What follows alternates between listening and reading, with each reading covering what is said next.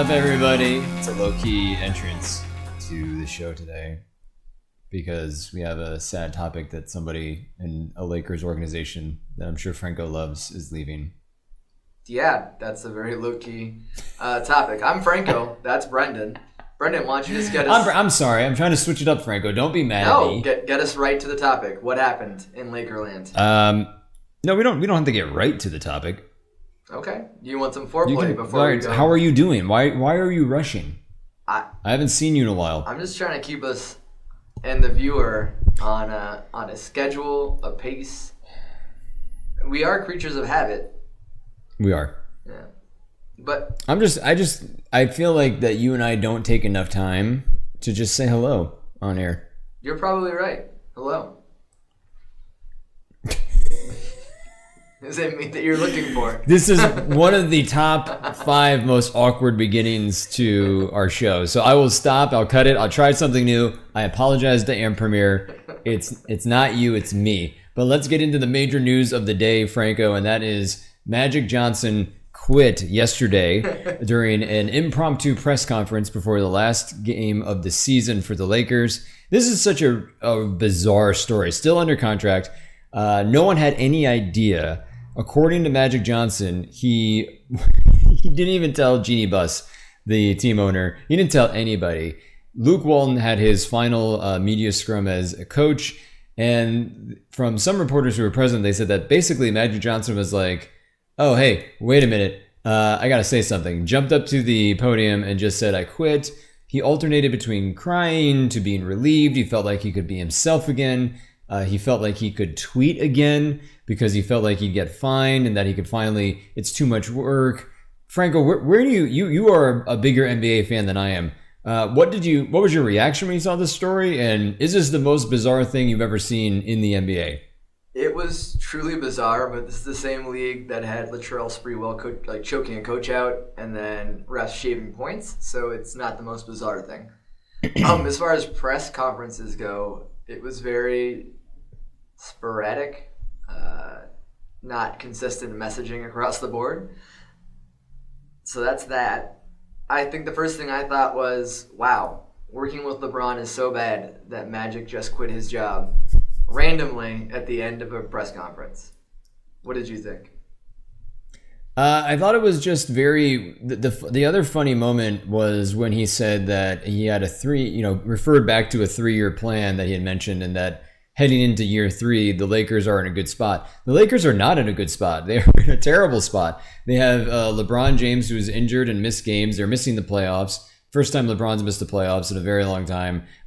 Who do you count on with Kuzma out with an injury? Ball has been out with an injury. No one was healthy. They had guys that you and I talked about earlier in the season that they signed a 1-year deal, like Lance Stevenson, and I'm blanking on their point guard that they had signed for a while. Rajon Rondo. Sorry, name escaped me for a moment. 1-year contract deals. And Magic was essentially building no shooters around LeBron. And from the last 3-4 finals, you need shooters around LeBron to be successful. Went the other way, wanted to build toughness. And essentially, in what he said during the press conferences back in the summer, I just think this is such a weird thing. And I think this leaves the Lakers worse than ever before, because Magic was counting on being Magic to get free agents over here and getting LeBron, which was successful. But I don't see them being successful at all, Franco, in the next 3, 4, maybe even 5 years. I wish you were right, because LA sucks. Unfortunately, as much as we hate LeBron, the businessman, I do think that he will eventually get that roster into a spot that he can play around with. Is he the LeBron he was when he was younger? No, but he's LeBron enough to build a team around and get successful. Yeah, he is. And they're going to lure a major free agent over this summer. So I think they rebound. I think Magic, like many, many players that turn into owners or GMs, tend to kind of falter. He faltered. I don't think it's really going to change that organization. You saw the Buss in control. Mm-hmm. LeBron will pick his coach. He'll eventually be GM. It's almost like those old school baseball movies where the player coach who's just like on the bench running things. I think we can call LeBron a friend of the show. I think we appreciate things he's done in activism and things like that. I think he's good for LA. I think they'll bounce back. As much as I want to see the Lakers lose from the Warriors fan, I think we're all going to anoint the death a little too soon. The king is not dead. I don't think he fits in LA. That's a whole other topic, but I think he will get that roster up the playoffs for the next 2 years. Well, I guess that's my follow-up to you. What is success and how is it defined, in your opinion, for the Lakers? Because I think if we're talking playoffs, you would hope that they make it to playoffs, but do you feel like there's another championship run in LeBron if things go right, or is he done and his 4 years will be just, hey, they were decent, but they never won again? I think we're looking at an Oklahoma Thunder situation where they make it to the semifinals, like right before the championship game, and kind of fall out each time and fall short. I think he's not young enough to propel an entire team like he did when he was in Cleveland. But I do think he's good enough to get them to the last step. All right. So we'll see. We'll find out. But, LeBron spent the last day of the season flying out to the Brooklyn Nets to hang out with Dwayne Wade on his last day. Carmelo Anthony was there too. The banana boat rides again, Franco. It was a good time. But let's move on and transition, because we don't really have a lot of sports today, which is fine. I'm sorry. If you're tuning in for sports, we got bigger things. We got some sports entertainment, but we don't have anything from the playoffs. NHL playoffs, we might get to that. NBA, they're about to start playoffs, so it's a little bit of a dead zone for the major sports. But we do want to talk about entertainment to do a nice little palate cleanser before we get back into WrestleMania. You and I both watched the Joker trailer, and what were your thoughts? Joker starring Joaquin Phoenix, directed by Todd Phillips, coming out this October. And it was our first opportunity to see the footage. Franco, what did you think? I loved it. I think it's a fascinating character story.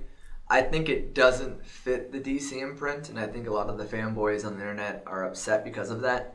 It's amazing. The minute something new comes around, they're always clamoring for the last thing. So Jared Leto came out, and they were clamoring for Snyderverse, and then now that it's Phoenix, they're like, well, what happened to Leto? Like, they just can't make up their mind.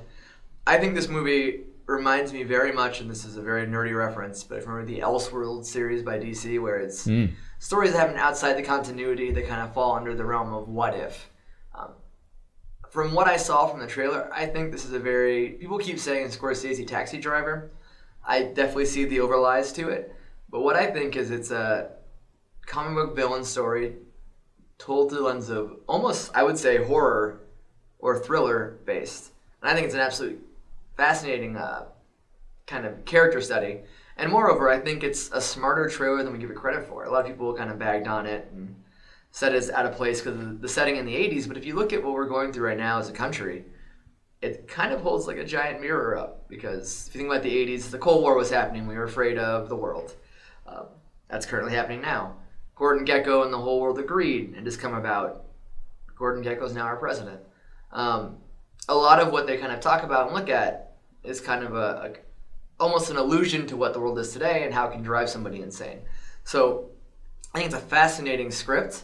Even if with the clown makeup and everything else, I think this plays out more like a not funny episode of Dexter and probably goes into the serial killer vibe a little bit. What do you think? No, I think you made some excellent points, and I loved it too. I think that you and I as comic book fans not only read the material, but we also absorb every single film that comes out. And I think this is, and just looking at the film portion of it first, it's refreshing. To me, it was like, oh, this looks different. This feels different. I'm into it because we've seen the template so often that of a stereotypical superhero story for over a decade now. So this seems like a nice, refreshing approach. So that's the first thing. The second is, from a comic book perspective, I think anybody that is really upset about this has not been reading comics, because comics change and tweak origins all the time. You may have your favorite, but I think every writer has been given the creative freedom to maybe change things up a bit, or in the Elseworlds scenario you presented, provide a different alternative take that is outside continuity so no one freaks out. So I think that this is an excellent showcase of what you can do with those type of stories.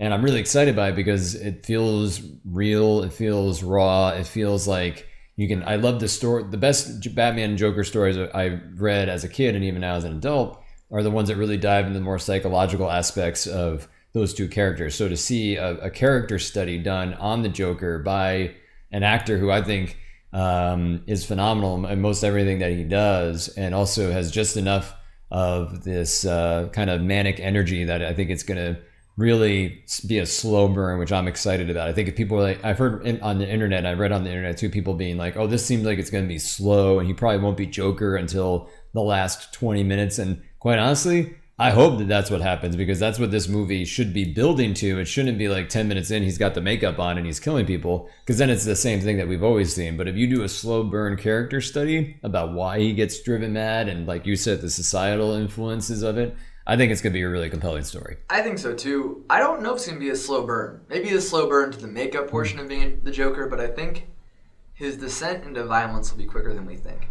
And the reason why I say that is, and I invite our viewers to go back and watch the trailer again, there's a scene that's played for whimsy where he's laughing while bathing I assume his mother, I think, in the bathtub. It is his mother. If you look at that scene and kind of remove the music out of it, I get the very distinct feeling that is the scene that leads directly to the death of his mother and his descent. And I feel like that comes on a lot faster than it would seem it would. Given that it's a rated R movie, and given that Phillips is one that tends to, to use a bad example, the Hangover movies, right? It's not ever really a slow burn. It's, oh crap, and you get kind of escalates to being a third act that's out of control. I think we see that. I think we start kind of less menacing and then kind of spiral towards more menacing. And so that scene's fascinating. I think the scene in The Date, which I think is, again, played almost on purpose for whimsy. But if you look at the way Phoenix, his face contortions and his attitude towards the very amazing Zazie Beetz from Deadpool 2, there's definitely an underlying theme of menace there. And it reminds me very much of the old school Joker comics when he would play the straight man only to do something absolutely horrific shortly after. So I think there's enough allusions to where I think we're going to see death pretty often, pretty soon. And I think the Joker is really just the end lens to give the story a direction. I think the script could exist without that overlay.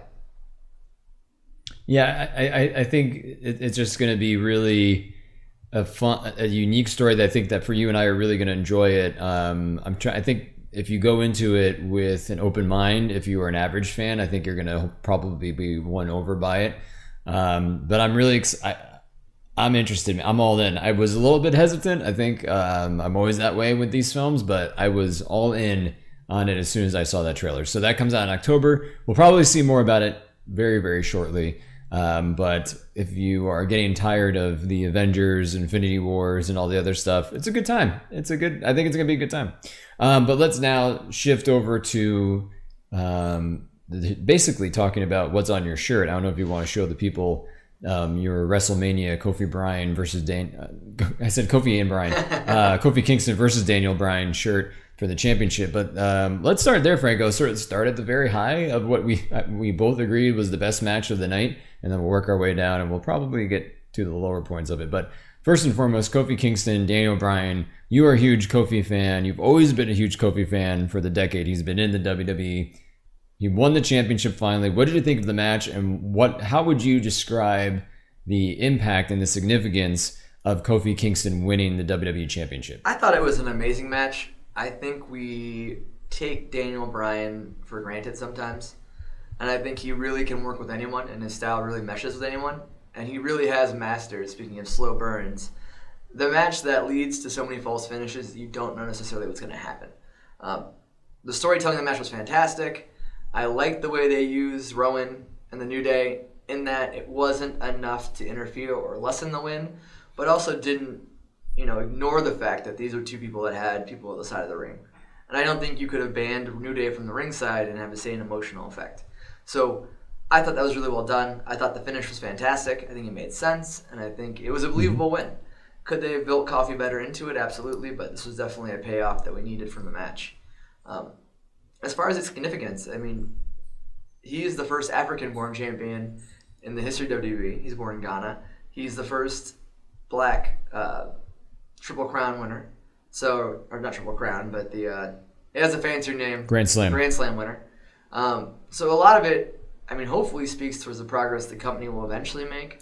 And I think a lot of it also speaks to the audience of WWE, which a lot of times gets a rap for being, for lack of a better word, ignorant, uneducated, inbred, depending on how you look at it and who you ask. To have them get behind a character who's not necessarily someone that looks like them, because let's be honest about the makeup of the audience, I think shows progress in a very weird way. In a world of men in tights slamming each other around and sweating on each other, like it's like the one like refreshing allusion to progress that we've seen in our current society, which is kind of cool. In a sport that you and I both love, but is kind of pooped on by the regular audience. But how did you feel? What did you think of the match? I really liked the match. I thought it was a little slow at the beginning. I think they were still feeling it out, but I liked the pace of it. The false finishes were good. I agree with you. The use of New Day and Roman were excellent. It wasn't too much. It was just enough to acknowledge that they were both ringside, but it wasn't heavy with gimmicks or interference. And I just, the moment afterward was great when his kids ran into the ring. When the New Day had the regular belt and not Daniel Bryan's hemp belt available. So I thought that was a really nice touch. Like it was a signaling of a new era where Kofi was the winner. I just really had a great time. And the t-shirts that were ready, that was cute. And they were throwing it out. Like it was just like, that's what you and I love about WrestleMania. When they talk about WrestleMania moments, that was the moment because it had a great story in the ring and the history behind it. I agree with you. Maybe it could have been built up better, but you know what? Compared to the rest of the card, which we'll talk about, it was the most fully fleshed out match in terms of storyline and expertise.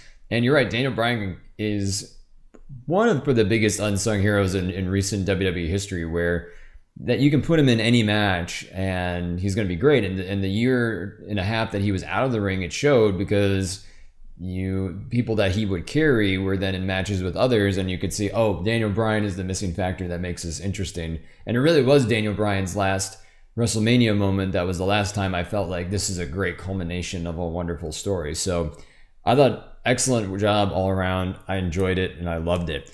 So we started with the very top of what WrestleMania is. So we're going to work our way both down. Agree that's the best match of the night then? It was the best match of the night. Just want to make sure we're on the same page with ranking. We are on What's the same your page, so that's number best one. Match? Oh, man, next best match. I don't know. That's tough for me because I think it's in terms of the story and what I remember. Because let's be honest, Franco, this is almost 7.5 hours. 7.5 hours. I was exhausted, of wrestling. honestly. And you had it worse because I at least had, it was 9 p.m. my time. It was 11 p.m. Your time, and midnight or past midnight on the East Coast. Which, as a sidebar, before we get too deep.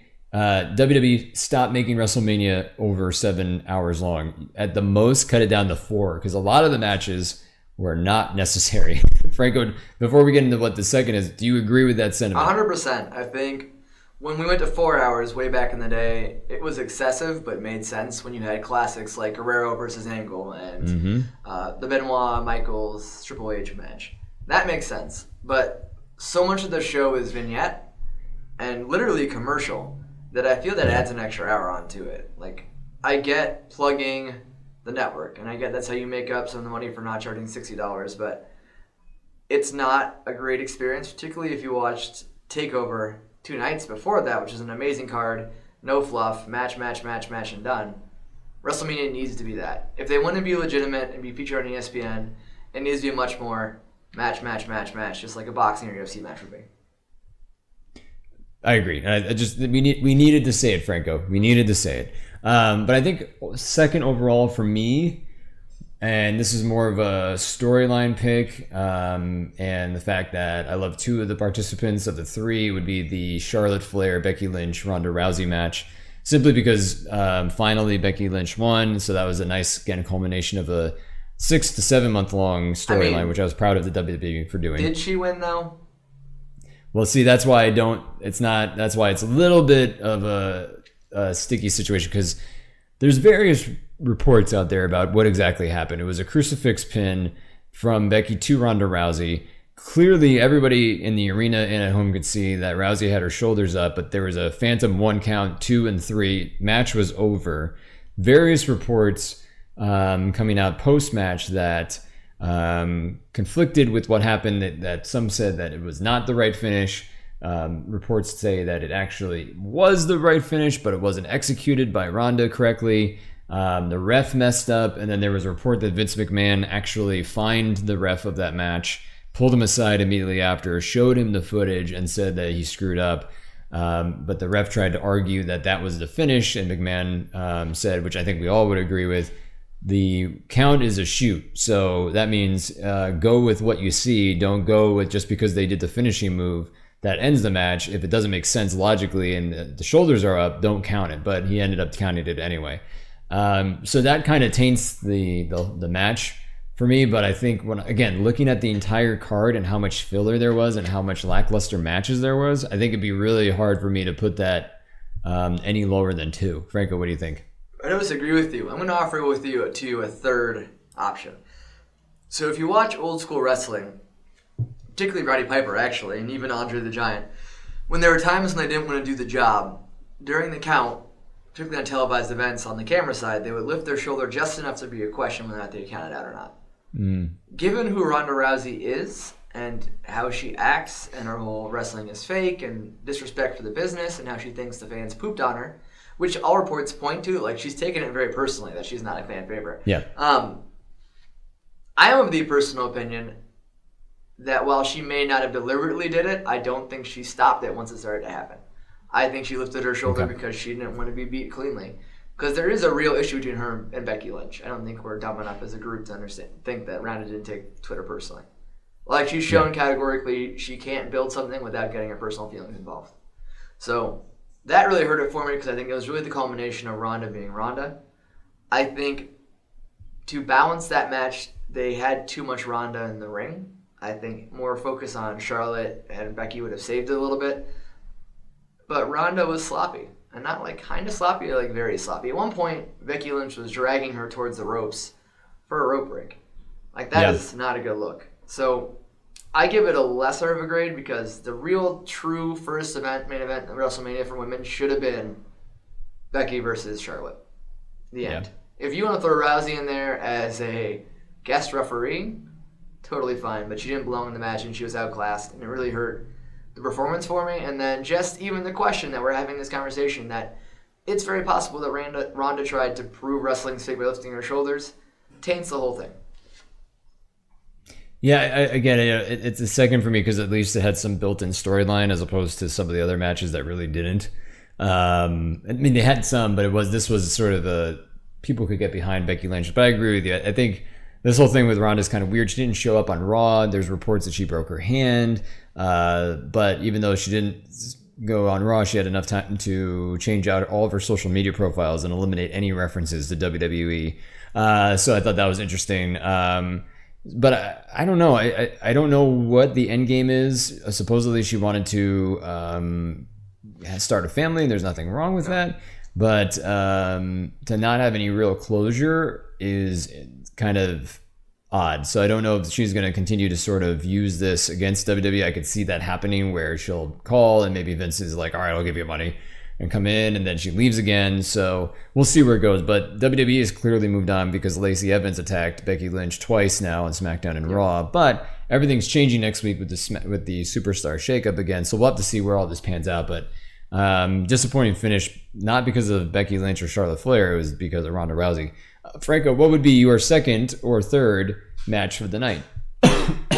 I think, and this is random, but the Lesnar-Rollins match actually is one of the better executed matches on the card. It made sense. It gave the payoff the fans wanted, which is the end of a part-time champion. And it was well done in the way it protected the enigma of Lesnar while also showing that Rollins was intelligent. And it took 3 of Rollins' finishers in a row to beat him. I think it worked on all levels and it was very smartly booked. So I think that's my third favorite. But on that topic, before I let you speak, because, I'm in charge. I'm the captain now. I think what we see with Ronda is what we saw with Brock, in that when she wants to come back, she'll get a championship. I think we will see an absentee championship run from Rousey on one of these shows. So that's the prediction I make for Rousey in that arena. But what did you think of that match? I liked it. I think it was a great way to start. I hope this rumor is true, but Hulk Hogan was out there posing and then Paul Heyman strutted right past him. I guess the rumor is that Vince changed the order literally that afternoon and didn't tell Hogan. So Hogan was really legitimately kind of puzzled as to why Paul Heyman was walking out. And then when he did the entrance, and everybody was joined. I think it was a great way to start. I like that. You're right. It protected Lesnar a bit because it was a low blow when the ref wasn't looking, and then 3 of Rollins' finishers to take him out. It was entertaining. It was, and you know what, Franco? It was the only match where I went, wow, this got just enough time and perfect amount of time. Everything else was either way too short, looking at Rey Mysterio, Samoa Joe, or way too long, Batista, Triple H. So I think that would be, I agree with that placement there. But I will say, from what a train wreck perspective, and I think I did enjoy the Batista Triple H match. I kind of, when I was thinking about it, there are a lot of callbacks to their previous matches, like Vengeance 2005 with the sledgehammer spot and the Batista bomb. It was just kind of a car crash. It was just like, what is happening? So in some ways it was entertaining because after a while, like I kind of needed that because I think just straight matches for 7 hours would have been killer, but at least this was somewhat entertaining. Franco, did you like this match at all? Or I not? would have loved it in the first half of the card. It came right after, not right after, but it came in this weird, wait a minute, Kofi just won. We have 2 matches left. Oh wait, we have 5 matches left kind of realm. Yeah. I think it went 5 minutes too long. I think the pulling of it, I think it was a good match. It would have been a great Raw match or a great non-WrestleMania match. Yeah. I think Batista conducted himself well. And I think Triple H had the match he always has. It doesn't really change that much. So it's not very high on my list, but it wasn't bad. And at least there was some backstory. It just could have been done earlier and quicker. But we are running out of time, so why don't we go to your least favorite match and go from there? I would say Samoa Joe, Rey Mysterio, because I don't see the point. It was an instant squash match. The point was that Rey was injured, but again, out of a night of so many matches, they should have just canceled it. Franco, what do you think? I disagree. I think that match was Joe's WrestleMania debut. I think if you were going to have, you needed to have Joe on the card. And I think if there's one person that could put Joe over believably, it was Rey Mysterio, and to have injury come through made it perfect sense. But I think what was your least? My least favorite is actually an indirect answer. I think I hated Styles versus Orton because it served no purpose. Same. I think Styles' WWE style has gotten almost John Cena-like in that it's redundant and kind of pointless and milling. And Orton the paycheck has been mailed, and he is just taking each in. But I think my biggest complaint is that despite having way too many matches, they've stunted the growth of the company. EC3 didn't have a role. He's one of the top guys that should be moving forward. Andrade, who's one of the best technical wrestlers, wasn't on the card. Braun Strowman was not booked in a major match. That's what I will take away outside of the coffee match, in that there was some real stars that should have been on the card that we didn't get. What was your least favorite in 30 seconds or less? I think least favorite. Well, I already said my least favorite. I didn't like Rey Mysterio and but I thought my logic would win you over. So, I still didn't like it. I'm sorry. Franco, what did you learn today? I learned that we share the same opinion on most things, and that I'm a conspiracy theorist when it comes to bad finishes. Brendan, what did you learn? I learned that I will never leave you on this show like Magic Johnson left the Lakers by an impromptu press conference without you knowing. I'll talk to you first. You won't use the phrase for the BFF show. Literally, I'm out. Literally, he said as a professional, I'm out. So why don't we end the show that way? For the BFF show, I'm Franco, and I'm out. Bye.